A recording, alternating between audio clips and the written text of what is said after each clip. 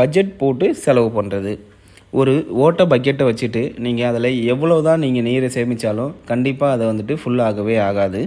அதே மாதிரி தான் உங்கள் குடும்பத்துக்கு நீங்கள் பட்ஜெட் போடும்போதும் கரெக்டான ஃபைனான்ஷியல் பிளான் மூலிமா நம்மளோட வருமானம் எவ்வளோ, அதில் நம்ம எவ்வளோ அமௌண்ட்டை வந்துட்டு சேவ் பண்ணணும், எவ்வளோ அமௌண்ட்டை நீட்ஸ்க்காக யூஸ் பண்ணணும், எவ்வளோ அமௌண்ட்டை வான்ஸ்க்காக யூஸ் பண்ணணுன்னு மந்த்தோட ஸ்டார்டிங்லேயே நீங்கள் பிளான் பண்ணிட்டீங்க அப்படின்னா கண்டிப்பாக அந்த பிளானை ஃபாலோ பண்ணிவிட்டு உங்களுக்கு அமௌண்ட் பத்தலை அப்படின்னா கூட அந்த மந்த்துக்கு அட்ஜஸ்ட் பண்ணிவிட்டு அடுத்த மாதம் அதை எப்படி சரி கட்டலாங்கிற ஒரு பிளான் உங்களுக்கு கண்ணு முன்னாடி தெரியும். எக்ஸாம்பிளுக்கு உங்களோட அவசிய தேவைகளுக்கு வந்துட்டு ஒரு 50% உங்களோட சேலரியை இல்லை இன்கம் வந்துட்டு நீங்கள் யூஸ் பண்ணலாம். லைக் வந்துட்டு வீட்டு வாடகை, மளிகை, பால், இல்லை வந்துட்டு டிரான்ஸ்போர்ட்டுக்கு அந்த மாதிரி யூஸ் பண்ணலாம்.